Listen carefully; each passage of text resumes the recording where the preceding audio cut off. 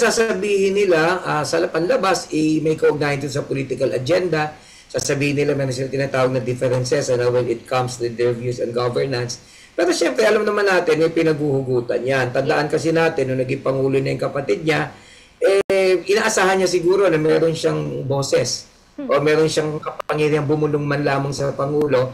Pero marami tayong kwentong nakita, maraming mga balita, totoo man o ito man ay mga rumors na nagpapakita na wala siya talagang bilang sa Pangulo, no? Hindi siya pwedeng magsabi at hindi siya pwedeng mag-utos at hindi din siya pwedeng umiling. At sa katunayan, alam din ng lahat, this is an open secret, may tunggalian sa pagitan ng First Lady at ng ating buting senador na Amy Marcos. So, syempre, yung mga ganitong bagay, kapag pinagsama-sama mo, mangangahulugan na nagkaroon ng tinatawag na falling out.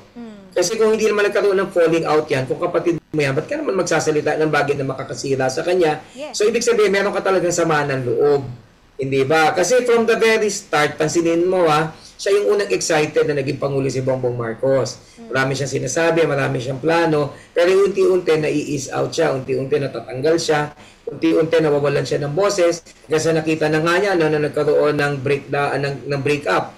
Yung unity, naghiwalay na si Sara Duterte at si Pangulong Bongbong Marcos, mas identified na siya kay Sara Duterte.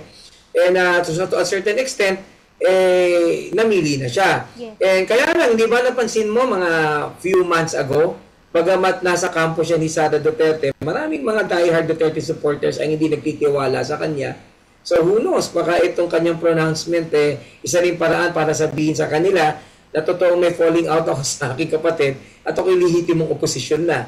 So, sa tingin ko, pinaghalong sama ng loob yan at pinaghalong political interest na rin. Kasi politiko to Yeah. Alam mo nga, di ba historically, may nagpapatayan nga ng mga magkakamag-anak, may magpapatayan ng magkakapatid, may nagsusulian ng kandila, lamang sa ngalan ng politika. At marami tayong example ng ganyan.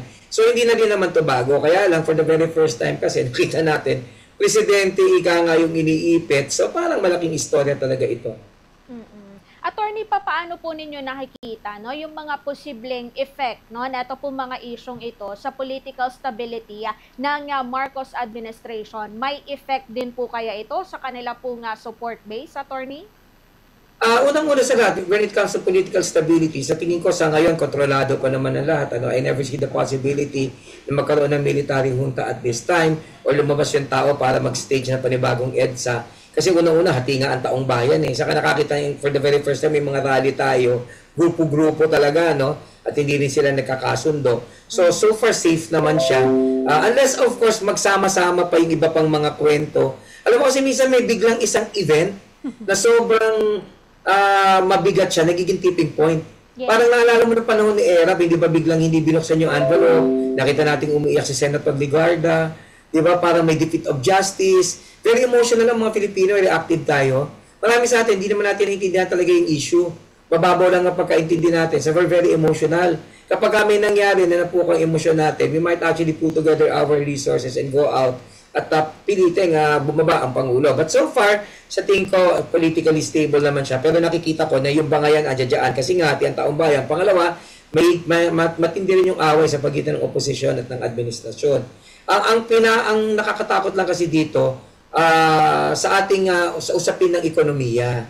Yes. Kasi nakaka-turn off yung mga pangyayari sa atin for purposes of investment. Hindi na tayo nagiging conducive place for investment. Maraming investor, syempre, magdadalawang isip sila kung mag-invest sila dito. Kasi kabi-kabila yung issue ng corruption, may mga bangayan sa politika. So, they connote instability. So, kung medyo unstable ang isang pamamahala, syempre, ayaw mong makisali dyan, kasi sa bandang uli, malulugi ka. So, yun yung nakikita kong epekto nito.